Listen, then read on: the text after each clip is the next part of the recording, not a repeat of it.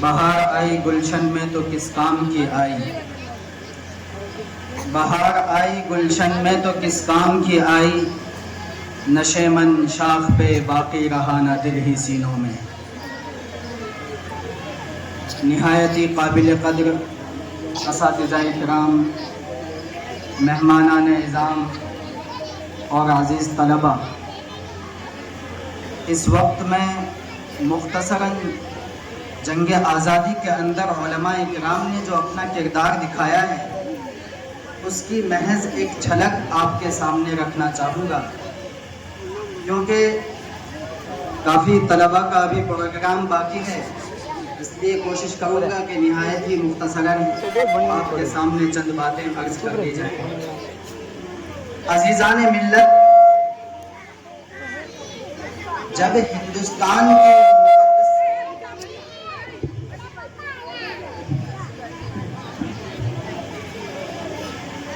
ہندوستان کی مقدس سرزمین پر انگریزوں کا ناپاک سایہ پڑا اور وہ اپنی شاطرانہ اور عیارانہ چالوں سے یہاں کے مالک بن بیٹھے، جب باشندگان ہند پر طرح طرح کے ظلم و ستم کے پہاڑ توڑے جانے لگے، جب ہندوستانیوں کو غلام بنایا جانے لگا، جب ہندوستانیوں کا خون ان کے پسینوں سے بھی ارزاں ہونے لگا، ایسے نازک وقت میں جس شخص نے سب سے پہلے علم بغاوت بلند کیا وہ محدث کبیر، امام جلیل، رئیس الاولیاء، فخر چمن، محرم فن، نازش وطن شاہ عبدالعزیز ابن شاہ ولی اللہ محدث دہلوی ہیں۔ یہ وہی مرد مجاہد اور درویش خدا ہیں جنہوں نے وقت سے بہت پہلے مسلمانوں کے نسب العین کا اعلان فرما دیا تھا۔ شاہ عبدالعزیز کا فتویٰ انگریزوں کی تمناؤں پر ایک کڑکتی بجلی کی طرح گرا، انگریزوں کی نیند حرام ہو گئی، جگہ جگہ آزادی کے شعلے بھڑکنے لگے، حوصلوں میں انگڑائیاں ہونی شروع ہو گئی۔ مسند درس پر بیٹھ کر قرآن و حدیث کا درس دینے والے علماء کرام خانقاہوں میں بیٹھ کر اپنے خون جگر سے شمع اسلام کو روشن کرنے والے مشائخ اعظام اپنے مدرسوں اور خانقاہوں کو چھوڑ کر میدان میں آ گئے اور انگریزوں کے خلاف محاذ بنا کر بے سر و سامانی کے عالم میں نکل پڑے۔ اور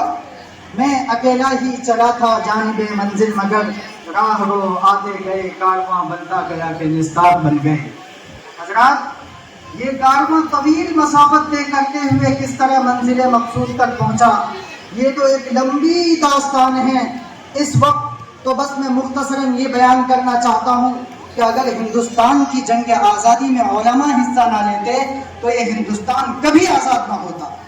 اگر یہ سرخیل آزادی نہ ہوتے تو تحریک آزادی نہ چلتی، تحریک بالا کوٹ نہ چلتی، تحریک ریشمی رومال نہ چلتی، امبالہ سازش کیس نہ بنتا۔ الغرض انہی علماء کرام نے اپنے خون جگر سے عروس آزادی کی حنا بندی کی ہے اور شجر آزادی کو سینچا اور پروان چلایا ہے۔ چنانچہ 1857 میں 2 محاذ بنائے گئے۔ 1857 کی جنگ آزادی میں 2 محاذ بنائے گئے۔ ایک محاذ امبالہ پر جس کی قیادت مولانا جعفر کھانیسری کے پاس تھی، دوسرا محاذ شاملی پر جس کی قیادت حضرت حاجی امداد اللہ مہاجر مکی کے پاس تھی۔ اس جنگ میں بڑے بڑے علماء صلحاء شہید و زخمی ہوئے۔ اسی جنگ میں حضرت نانوت بھی زخمی ہوئے، اسی جنگ میں حضرت گنگوہی زخمی ہوئے، اسی جنگ میں حضرت حافظ زمین شہید ہوئے۔ اس 1857 کی جنگ آزادی میں 2 لاکھ مسلمان شہید ہوئے، 2 لاکھ، اس میں 51,500 علماء اکرام ہی تھے۔ صرف دہلی کے اندر 500 علماء اکرام کو تختہ دار پر لٹکا دیا گیا۔ یہ قربانی ہے۔ بہرحال جب وسائل کی قلت اور اپنوں کی غداری کی وجہ سے انگریزوں کا غلبہ ہوا تو وائسرائے برطانیہ نے اپنے ہندوستانی مشیروں سے رائے طلب کی کہ بتاؤ ہندوستان میں تمہاری حکومت کیسے قائم رہ سکتی ہے۔ تو اس وقت ہندوستان میں رہنے والے سب سے بڑے سیاستدان ڈاکٹر ولیم جوائے نے جو رپورٹ پیش کی ہے اس میں لکھا ہے کہ ہندوستان کی جنگ آزادی میں سب سے زیادہ بیدار مسلمان ہیں۔ اس جذبے کو ختم کرنے سے پہلے ایک اور چیز کا ختم کرنا ضروری ہے، وہ یہ کہ ہندوستان سے قرآن اور علماء کو ختم کر دیا جائے۔ چنانچہ 1861 کی جنگ 1861 میں انگریز بدبخت نے 3 لاکھ قرآن کریم کے نسخے نظر آتش کر دیے اور اس کے بعد علماء کو ختم کرنے کا فیصلہ کیا۔ انگریز مورخ مسٹر ایڈورڈ ٹامسن اپنی یادداشت میں لکھتا ہے کہ 1864 سے لے کر 1867 تک انگریز نے علماء کو ختم کرنے کا فیصلہ کیا۔ یہ 3 سال ہندوستان کی تاریخ کے بڑے المناک سال ہیں۔ ان 3 سالوں میں 14,000 علماء اکرام کو تختہ دار پر لٹکا دیا گیا۔ ٹامسن کہتا ہے دلی کی چاندنی چوک سے لے کر خیبر تک کوئی ایسا درخت نہ تھا جہاں علماء اکرام کی گردنیں نہ لٹکی ہوئی ہوں۔ ٹامسن کے بیان میں یہ بات بھی ہے کہ علماء کے جسموں کو تانبے سے داغا جاتا۔ ٹامسن نے ہی بیان کیا ہے کہ علماء کو ہاتھیوں پہ کھڑا کر کر درختوں سے باندھ کر ہاتھیوں کو نیچے سے چلا دیا جاتا۔ اور جب علماء اکرام ہی کی قربانیوں کا تذکرہ چلا تو میں کیوں نہ ذکر کروں استاد محترم امیر الہند حضرت مولانا سید ارشد مدنی دامت برکاتہم العالیہ کے والد گرامی شیخ الاسلام حضرت مولانا حسین احمد مدنی کا، جنہوں نے خلافت کانفرنس میں ایسے وقت میں شرکت کی تھی جب انہیں انگریزوں کی جانب سے گولی مار دیے جانے کا حکم جاری ہو چکا تھا۔ لوگوں کا خیال تھا کہ حسین احمد نہیں آئے گا،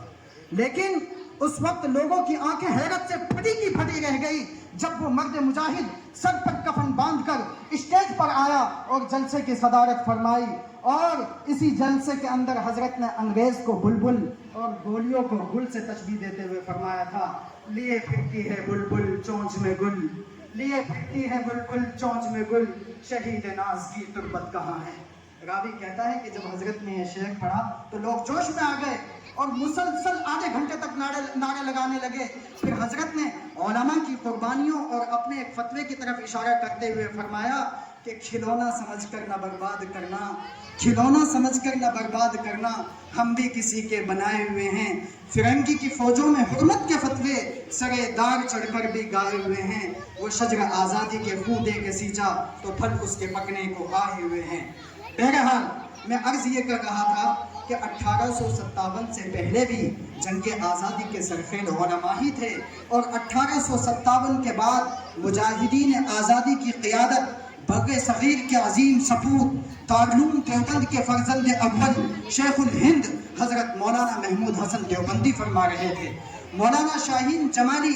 دارالعلوم دیوبند کی تاریخ سیاست میں لکھتے ہیں کہ 1920 کے بعد آزادی ہند کا ایک نیا دور شروع ہوا۔ اس دور میں دیوبند شیخ الاسلام حضرت مولانا حسین احمد مدنی کی قیادت میں جنگ آزادی لڑ رہا تھا۔ ڈاکٹر مختار احمد انصاری اور مولانا ابوالکلام آزاد سیاسی رہنمائی فرما رہے تھے۔ انہی حضرات کی نگرانی میں 1930 کی جنگ میں 30,000 مسلمان قید کیے گئے، 500 دلاور جوان شہید کر دیے گئے، اور آخری جنگ 1947 میں ہندوستان کا آخری governor Lord Mountbatten Hindustan سے رخصت ہو گیا، اور شاہ ولی اللہ محدث دہلوی کے دور سے چلی آ رہی آزادی کی تحریک اپنی منزل مراد پانے میں کامیاب ہو گئی۔ لیکن ان حضرات نے یہ لڑائی شہرت اور ناموری کے لیے نہیں لڑی تھی، اس لیے جب یہ قافلہ حریت منزل مقصود تک پہنچا تو ان علماء اکرام نے دنیا داروں سے اعلان کر دیا کہ جس نے بھی لڑائی اپنی مزدوری لینے کے لیے لڑی ہے وہ جائے اور اپنی مزدوری لے، جگہ جگہ اپنے مجسمے نصب کرائے۔ ہمیں اپنے مجسمے نصب کرانے کی کوئی ضرورت نہیں، کیونکہ ہندوستان کا پتا پتا بوٹا بوٹا حال ہمارا جانے ہیں، جانے نہ جانے گل ہی نہ جانے باغ تو سارا جانے ہیں۔ مگر اے لوگوں، ہمیں ان مجاہدین کی یادوں کو زندہ رکھنا ہوگا، ان کی بے مثال اور لازوال قربانیوں سے اپنی جدید نسل کو آشنا کرانا ہوگا، کیونکہ ملک کے غدار اور مسلم دشمنوں کی یہ کوشش ہے کہ ان مجاہدین کے عظیم کارناموں سے ہندوستان کی عوام کو اندھیرے میں رکھا جائے، اور یہ تعصب دیا جائے کہ ہندوستان کی جنگ آزادی میں علماء شریک نہیں تھے، مسلمان شریک نہیں تھے، اور وہ یقیناً اپنی اس ناپاک سازش میں کافی حد تک کامیاب بھی ہو چکے ہیں، کیونکہ ہماری یہ جدید نسل خود نہیں جانتی کہ ہمارے علماء اکرام نے ہندوستان کی جنگ آزادی میں کیا کردار نبھایا ہے۔ اس لیے عزیزوں، اگر ہم حرام ہونے کی وجہ سے اپنے ان بزرگوں کے مجسمے نصب نہیں کرا سکتے تو کم از کم ان اکابرین کے نام پر ادارے اور لائبریریاں تو کھولی جا سکتی ہیں، تاکہ ہماری جدید نسل اور آئندہ آنے والی نسلیں ان عظیم بزرگوں کی وفاداریوں کو فراموش نہ کر سکے۔ وہ الگ بات ہے ان حضرات نے زبان قال اور حال دونوں سے کہہ دیا تھا کہ نہیں منت کشے دابے شنیدن داستاں میری، خاموشی گفتگو ہے بے زبانی ہے زباں میری، اڑائے کچھ ورق لالا نے، کچھ نرگس نے، کچھ گل نے، چمن میں ہر طرف بکھری ہوئی ہے داستاں میری۔